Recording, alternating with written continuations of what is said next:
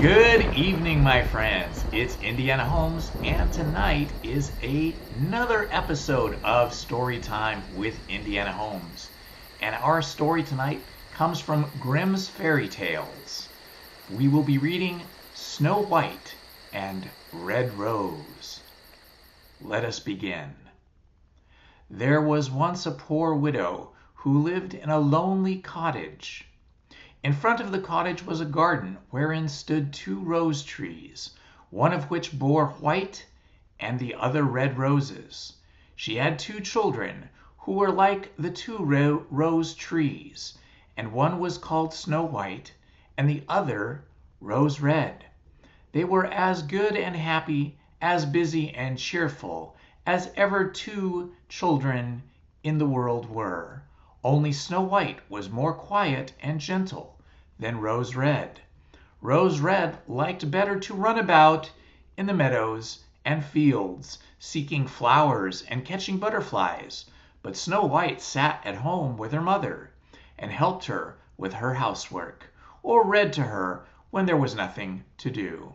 The 2 children were so fond of one another that they always held each other by the hand when they were out together, and when Snow White said, "We will not leave each other," Rose Red answered, "Never so long as we live." And their mother would add, "What one has she must share with the other." They often ran about the forest alone and gathered red berries, and no beasts did them any harm, but came close to them trustfully. The little hare would eat a cabbage leaf out of their hands. The roe grazed by their side. The stag leapt merrily by them, and the birds sat still upon the boughs and sang whatever they knew.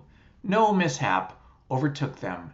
If they had stayed too late in the forest and night came on, they laid themselves down near one another upon the moss and slept until morning came, and their mother knew this and did not worry on their account. Once they had spent the night in the wood, and the dawn had roused them. They saw a beautiful child in a shining white dress sitting near their bed. He got up and looked quite kindly at them, but said nothing, and went into the forest, and when they looked around they found that they had been sleeping quite close to a precipice, and would certainly have fallen into the darkness if they had not gone only a few paces further, and their mother told them that it must have been the angel who watches over good children. Snow White and Red Rose kept their mother's little cottage so neat that it was a pleasure to look at inside. In the summer, Red Rose took care of the house, and every morning laid a wreath of flowers by her mother's bed before she awoke, in which a rose from each tree.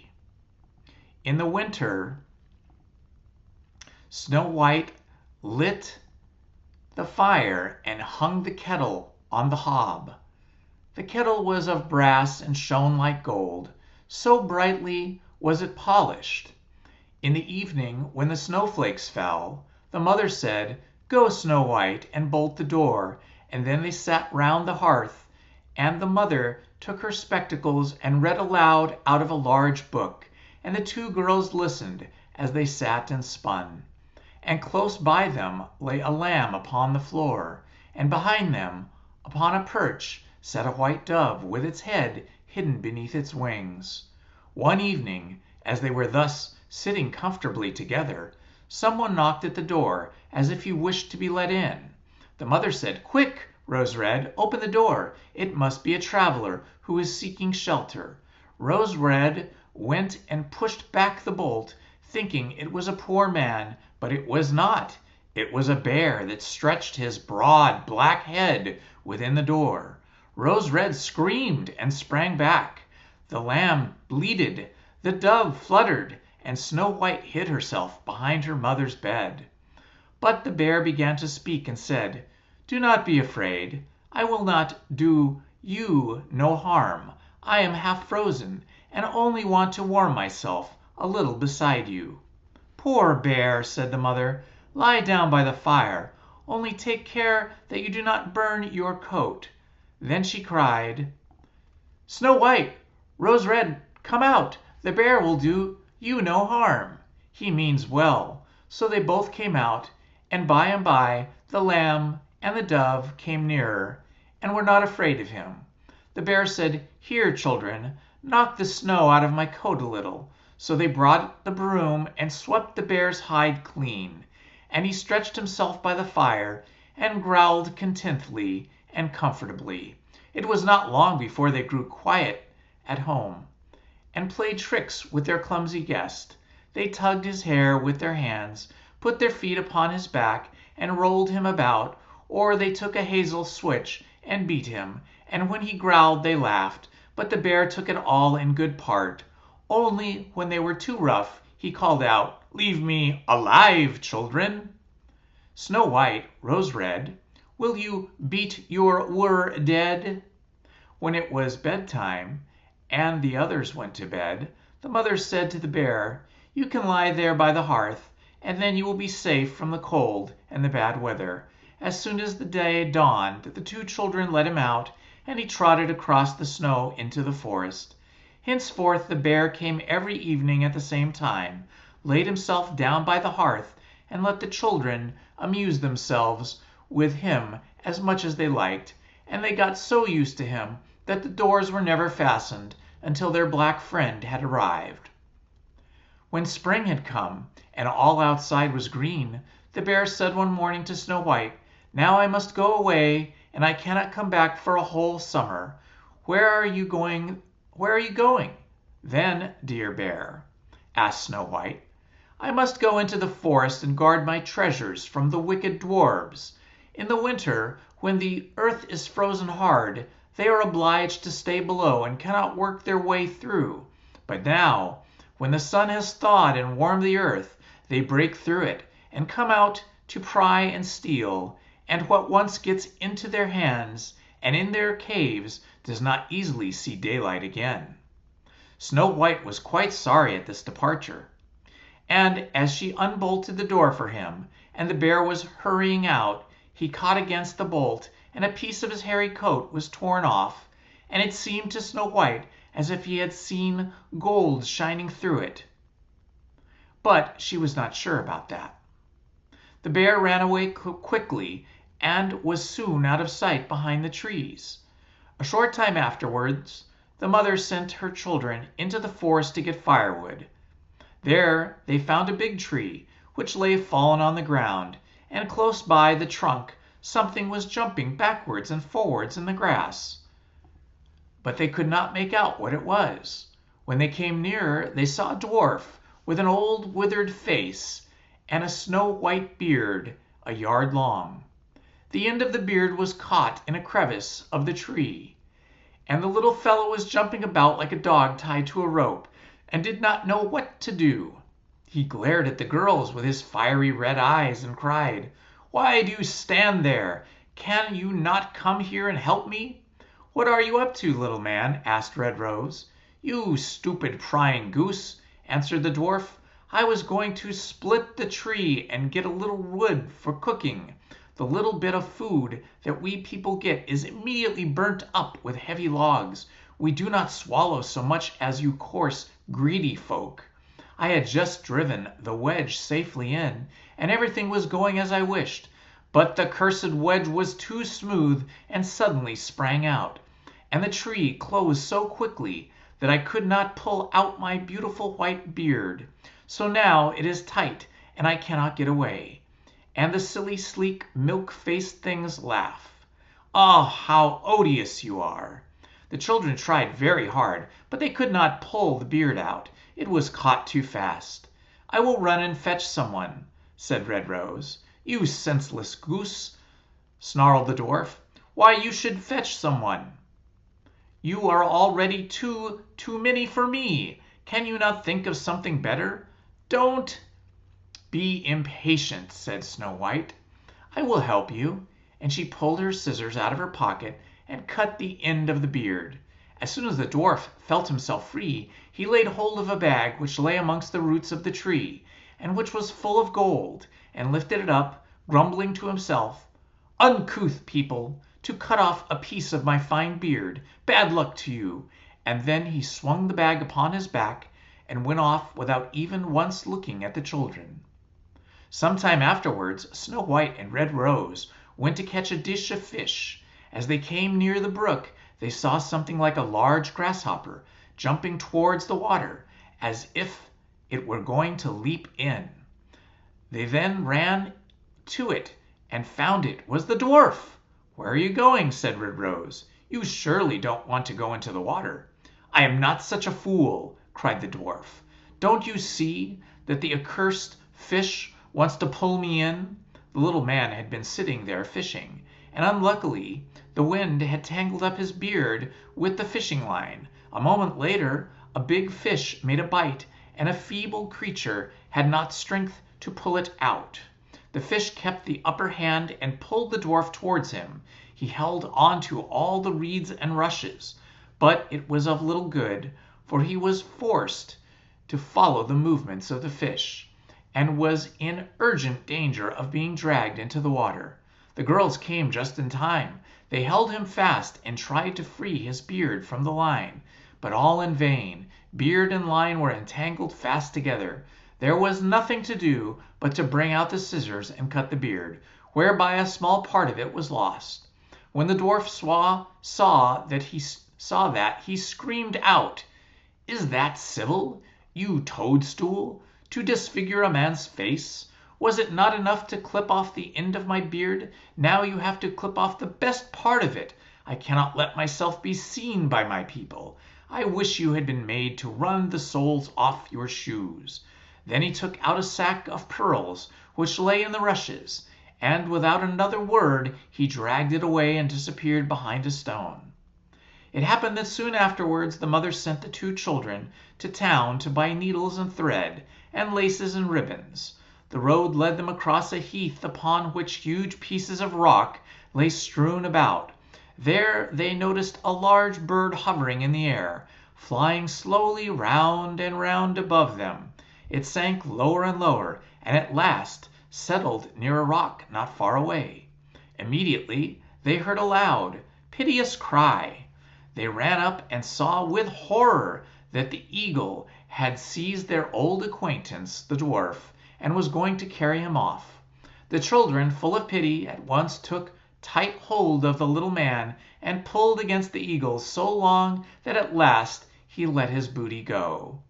As soon as the dwarf had recovered from his first fright, he cried with his shrill voice, "Could you not have done it more carefully? You dragged at my brown coat so that it is all torn and full of holes. You clumsy creatures!" Then he took up a sack full of precious stones and slipped away again under the rock into his hole. The girls, who by this time were used to his ingratitude, went on their way and did their business in town. As they crossed the heath again, on their way home, they surprised the dwarf, who had emptied out his bag of precious stones in a clean spot, and had not thought that anyone would come there so late. The evening sun shone upon the brilliant stones. They glittered and sparkled with all colors so beautifully that the children stood still and stared at them. "Why do you stand gaping there?" cried the dwarf, and his ashen gray face became copper red with rage. He was still cursing when a loud growling was heard, and a black bear came trotting towards them out of the forest. The dwarf sprang up in fright, but he could not reach his cave, for the bear was already close. Then in the dread of his heart he cried, "Dear Mr. Bear, spare me. I will give you all my treasures. Look, the beautiful jewels lying there. Grant me my life. What do you want with such a slender little fellow as I? You would not feel me between your teeth. Come, take these two wicked girls. They are tender morsels for you, fat as young quails. For mercy's sake, eat them." The bear took no heed of his words, but gave the wicked creature a single blow with his paw, and he did not move again. The girls had run away, but the bear called to them, "Snow White and Red Rose, do not be afraid. Wait, I will come with you." Then they recognized his voice and waited, and when he came up to them suddenly his bearskin fell off, and he stood there, a handsome man, clothed all in gold. "I am a king's son," he said, "and I was bewitched by that wicked dwarf who had stolen my treasures. I have had to run about the forest as a savage bear until I was freed by his death. Now he has got his well-deserved punishment. Snow White was married to him, and Red Rose to his brother, and they divided between them the great treasure which the dwarf had gathered together in his cave. The old mother lived peacefully and happily with her children for many years. She took the 2 rose trees with her, and they stood before her window, and every year bore the most beautiful roses, white and red." Welcome, my friends. It's Indiana Holmes for another episode of Storytime with Indiana Holmes. And tonight we are getting back to Dracula, and we will continue with chapter 22.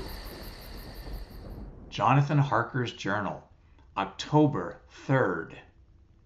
As I must do something or go mad, I write this diary. It is now 6 o'clock, and we are to meet in the study in half an hour and take something to eat, for Dr. Van Helsing and Dr. Seward are agreed that if we do not eat, we cannot work our best.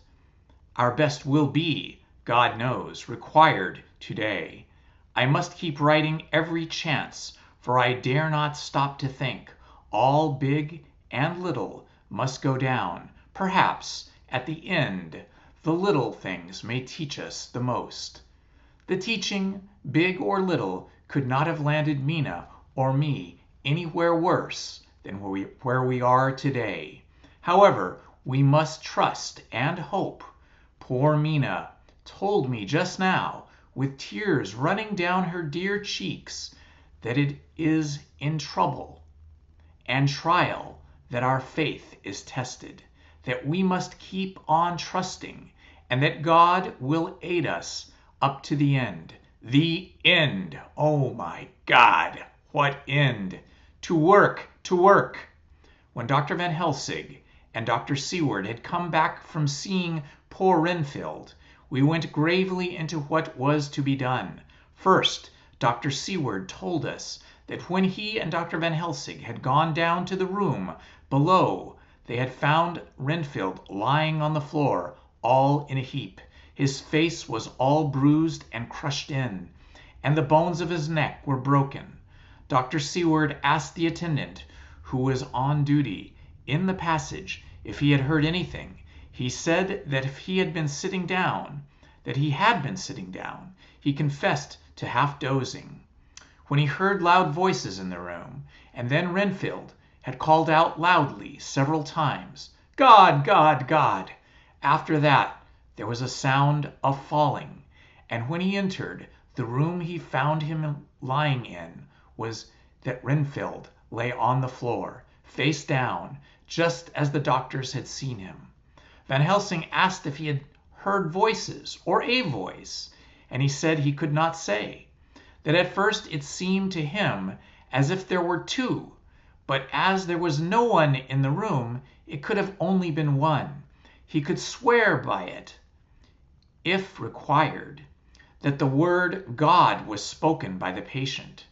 Dr. Seward said to us, when we were alone, that he did not wish to go into the matter at all. The question of an inquest had to be considered, and it would never do to put forward the truth, as no one would believe it.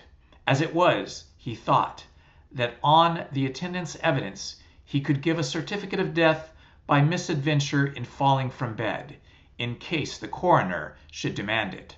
There would be a formal inquest, necessarily to the same result. When the question began to be discussed as to what should be our next step, the very first thing we decided was that Mina should be in full confidence, that nothing of any sort, no matter how painful, should be kept from her. She herself agreed as to its wisdom, and it was pitiful to see her so brave and yet so sorrowful, and in such a depth of despair. There must be no concealment, she said. Alas, we have had too much already. And besides, there is nothing in all the world that can give me more pain than I have already endured, than I suffer now. Whatever may happen, it must be of new hope or of new courage to me."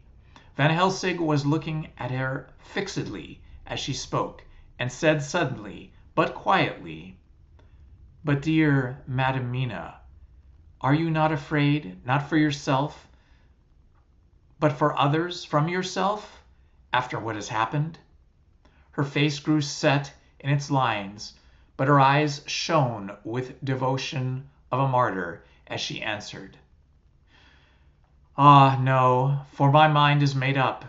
"To what?" he asked gently, whilst we were all still very still, for in each our own way we had a sort of vague idea of what she meant. Her answer came with direct simplicity, as though she were simply stating a fact. "Because if I find in myself, and I shall watch keenly for it, a sign of harm to any that I love, I shall die." "You would not kill yourself?" he asked hoarsely. "I would, if there were no friend who loved me, who would save me from such pain, and so desperate an effort." She looked at him menacingly as she spoke. He was sitting down, but now he rose and came close to her and put his hand on her head as he said solemnly, "My child, there is such in one if it were for your good. For myself, I could not hold it in my account with God to find such euthanasia for you, even at this moment, if it were best, nay, were it safe. But my child—" For a moment he seemed choked, and a great sob rose in his throat. He gulped it down and went on, "There are here some who would stand between you and death. You must not die. You must not die by any hand, but least of all by your own. Until the other, who has fouled your sweet life, is true dead, you must not die. For if he still with the quick undead, your death would make you even more his. No, you must live. You must struggle and strive to live, though death would seem a boon unspeakable. You must fight death himself, though he come to you in pain or in joy, by the day or the night, in safety or in peril, on your living soul. I charge you that you do not die, nay, nor think of death, till this great evil be past." The poor dear grew white as death, and shook and shivered, and I have seen a quicksand shake and shiver at the incoming of the tide. We were all silent. We could do nothing. At length she grew more calm, and turning to him said sweetly, but oh, so sorrowfully, as she held out her hand, "I promise you, my dear friend, that if God will let me live, I shall strive to do so, till, if it may be in his good time, this horror may have passed away from me." She was so good and brave that we all felt that our hearts were strengthened to work and endure for her, and we began to discuss what we were to do. I told her that she was to have all papers in the safe, and all papers or diaries and photographs we might hereafter use, and was to keep the record as she had done before. She was pleased with the prospect of anything to do, if pleased could be used in connection with so grim an interest. As usual, Van Helsing had thought ahead of everything and everyone else, and was prepared with an exact ordering of our work. "It is perhaps well," he said, "that at our meeting after our visit to Carfax we decided not to do anything with the earth boxes that lay there. Had we done so, the Count must have guessed our purpose, and would doubtless have taken measures in advance to frustrate such an effort with regard to the others. But now he does not know our intentions. Nay, more, in all probability, he does not know that such a power exists to us as can sterilize his lairs, so that he cannot use them, as of old. We are now so much further advanced in our knowledge as to their disposition, that when we have examined the house in Piccadilly, we may track the very last of them. Today, then, is ours, and in rests our hope. The sun that rose on our sorrow this morning guards us in course. Until it sets tonight, that monster must retain whatever form he now has. He is confined within the limitations of his earthly envelope. He cannot melt into thin air, nor disappear through cracks or chinks or crannies. If he go through a doorway, he must open the door like a mortal. And so we have this day to hunt out all his lairs and sterilize them. So we shall, if we have not yet catch him, and destroy him, drive him to bay in some place where the catching and the destroying shall be in time sure. Here I started up, for I could not contain myself at the thought that the minutes and seconds, so preciously laden with Mina's life and happiness, were flying from us, since whilst we talked, action was impossible.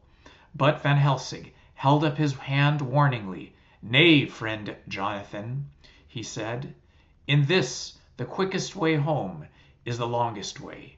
So your proverbs say. We shall all act, and act with desperate quick, when the time has come. But think, in all probable, the key of the situation is in that house in Piccadilly. The Count may have many houses which he has bought. Of them we will have deeds of purchase, keys, and other things. He will have paper that he write on. He will have his book of checks. There are many belongings that he must have somewhere. Why not in this place so central, so quiet, where he come and go by the front or back at all hour, when in the very vast of the traffic there is none to notice?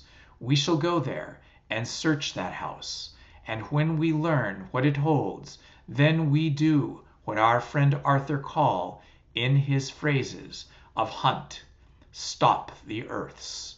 And so we run down our old fox. So, is it not? Then let us come at once." I cried. "We are wasting the precious time." The professor did not move, but simply said, "And how are we to get into his house in Piccadilly?" "Anyway," I cried. "We shall break in, if need be." "And your police? Where will they be? And what will they say?" I was staggered, but I knew that if he wished to delay, he had a good reason for it. So I said as quietly as I could, "Don't wait more than need be. You know I am. What torture I am." "Ah, my child, that I do. And indeed there is no wish of me to add to your anguish. But just think, what can we do until all the world be at movement? Then will come our time. I have thought, and it seems to me that the simplest way is the best way. Now we wish to get into the house, but we shall have no key. Is it not so?" I nodded. "Now suppose that you were, in truth, the owner of that house, and you could not still get in, and think there was to you no conscience of the housebreaker. What would you do?" "I should get a respectable locksmith, and set him to work on the pick and lock for me." "And your police, they would interfere, would they not?" "Oh no, not if they knew that the man was properly employed." "Then," he looked at me keenly as he spoke, "all that is in doubt is the conscience of the employer, and the belief of your policeman as to whether or not that employer has a good conscience or a bad one. Your police must indeed be zealous men, and clever, oh, so clever, in reading the heart, that they trouble themselves in such matters. No, no, my friend Jonathan, you go take the lock off 100 empty houses in this your London, or any city in the world. And if you do it as such things are rightly done, and at the time such things are rightly done, no one will interfere. I have read of a gentleman who owned a so fine house in London, and when he went for months of summer to Switzerland, and locked up his house, some burglar came and broke the window at the back and got in. Then he went and made the shutters in the front and walked out in through the door, before the very eyes of the police. Then he had an auction in the house, an advertisement, and put up a big notice. And when the day came to sell off all the things by a great auctioneer of all the goods that other man who owned them, then he went to a builder, and he sold him the house, making him an agreement that he would put down and take away all within a certain time. And your police and other authorities helped him all they could. And when the owners came back from holiday in Switzerland, they found only an empty hole where his house had been. This was all done in règle, and in our work we shall be in règle too. We shall not go so early that the policemen, who have then little to think of, shall deem it strange, but we shall go after 10 o'clock, and when there are many about, and such things would be done, or indeed if we were owners of the house ourselves. I could not but see how right he was, and how terrible despair of Mina's face became relaxed at the thought. There was hope in such good counsel. Van Helsing went on. When once within the house, we may find more clues. At any rate, some of us can remain there, whilst the rest find other places where there may be more earth boxes, at Bermondsey and Mile Inn. Lord Godalming stood up. I can be of some use here, he said. I shall wire to my people to have horses and carriages where they will be most convenient. Look here, old fellow, said Morris. It is a capital idea to have all ready in case we want to go horseback riding. But don't you think that one of your snappy carriages, with its heraldic adornments, in a byway of Walworth or Miles End, would attract too much attention for our purposes? It seems to me that we ought to take cabs when we go south or east, or even leave them somewhere near the neighborhood we are going to and from. Friend Quincy is right, said the professor. His head is what you call in plane with the horizon. It is a difficult thing that we go to do, and we do not want no peoples to watch us, if so many it may be. Mina took a growing interest in everything, and was rejoiced to see that the exigency of affairs was helping her to forget for a time the terrible experience of the night. She was very, very, very pale, almost ghastly, and so thin that her lips were drawn away, showing her teeth in somewhat of prominence. I did not mention this last, lest it should give her needless pain, but it made my blood run cold in my veins to think what had occurred with poor Lucy when the Count had sucked her blood. As yet there was no sign of the teeth growing sharper, but the time as yet was short, and there was time for fear.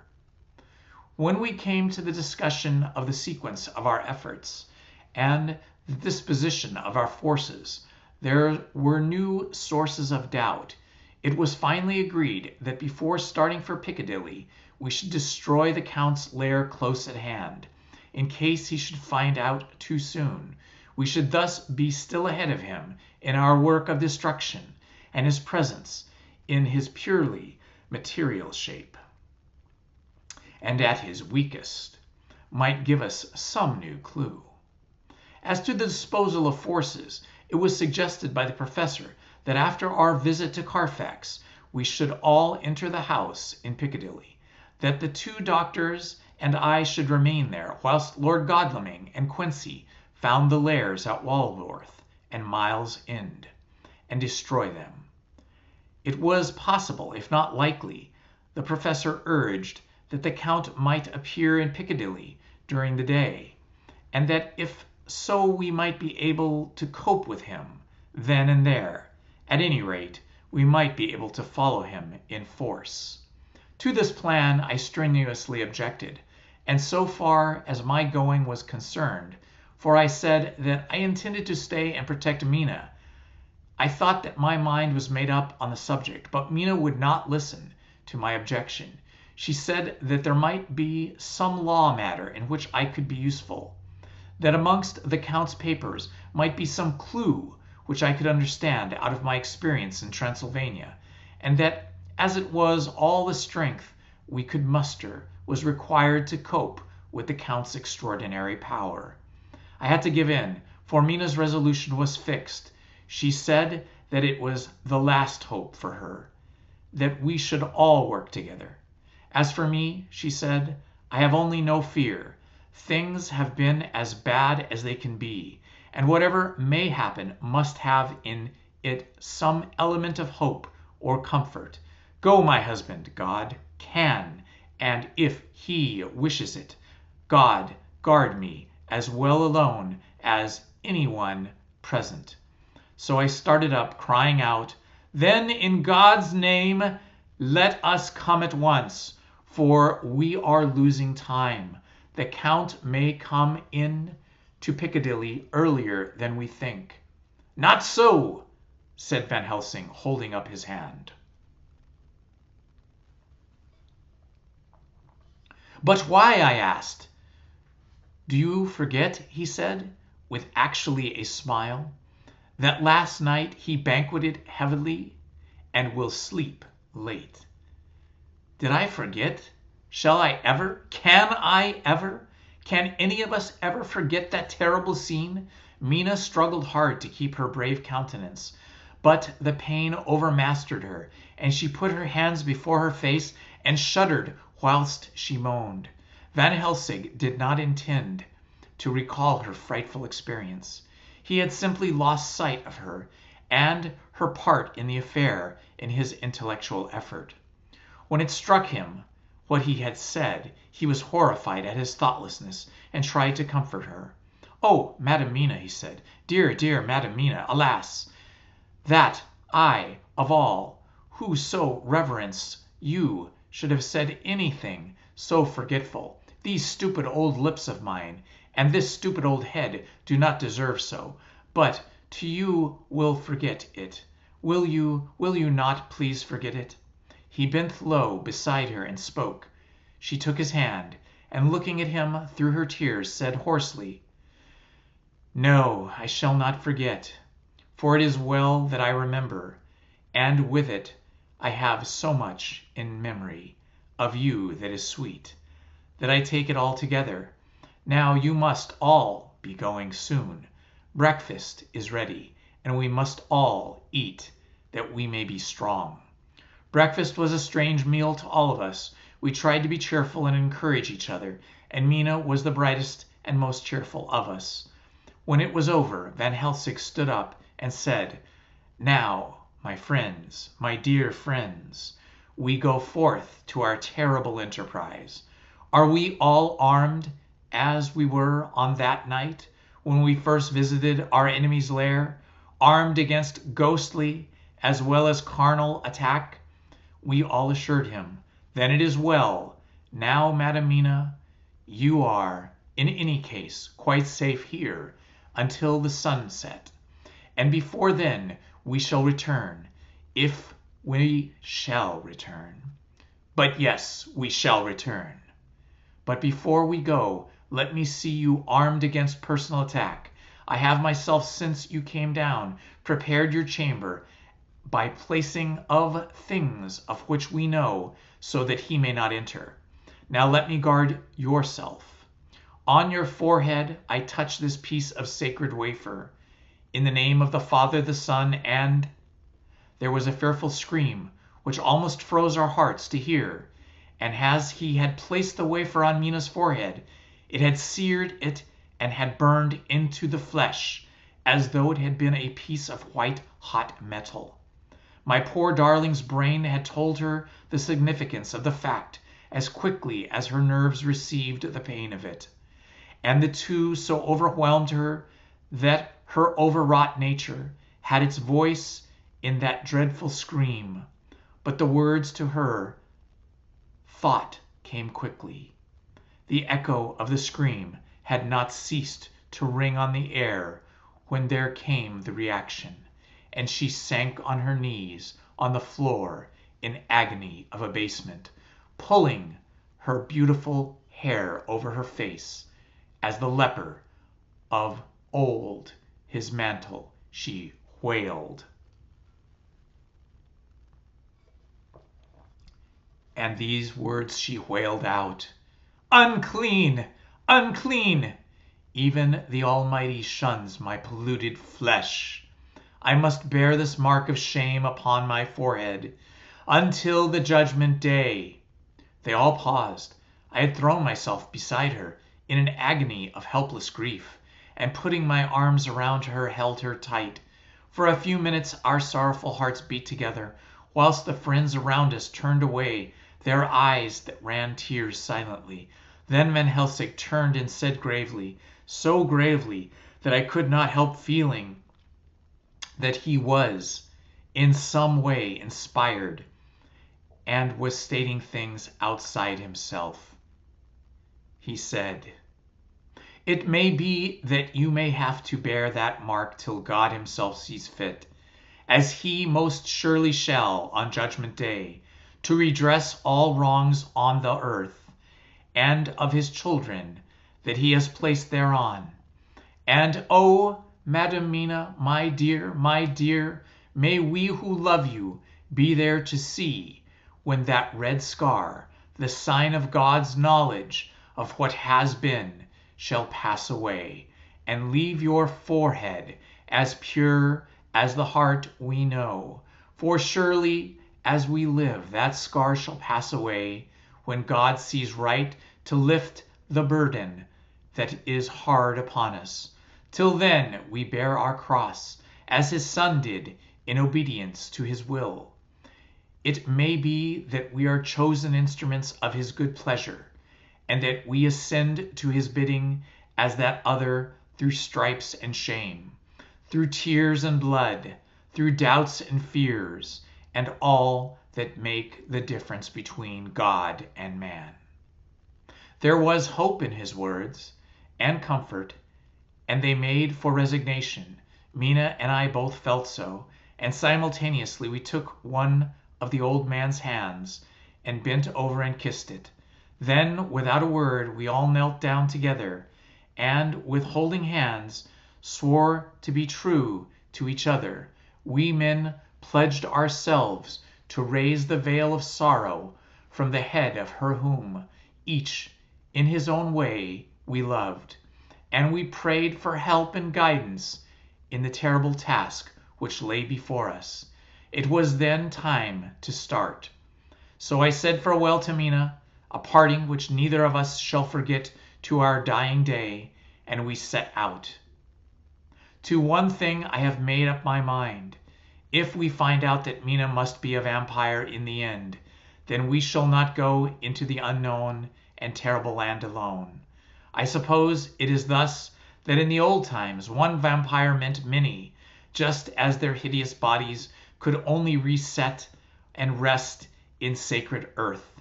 So the holiest love was recruiting sergeant for their ghastly ranks. We entered Carfax without trouble, and found all things the same as on the first occasion.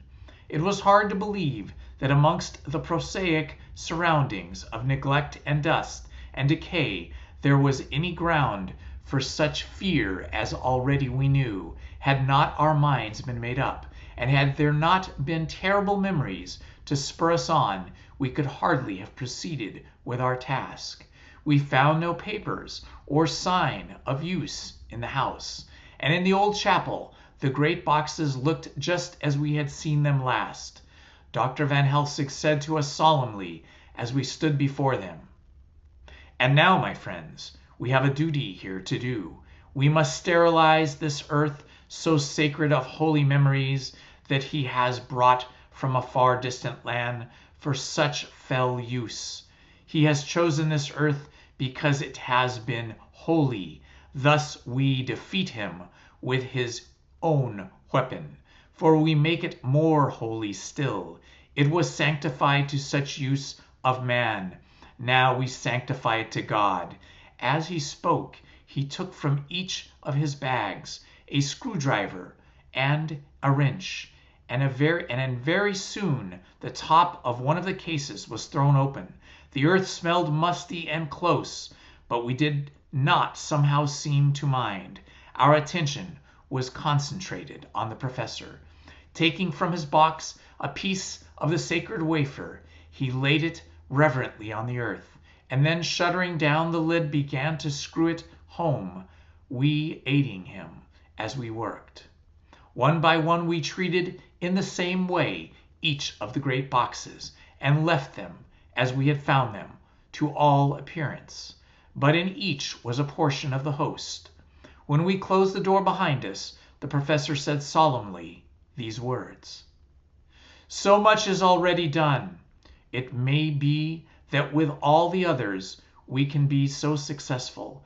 Then the sunset of this evening may shine on Madam Mina's forehead, all white as ivory, with no stain."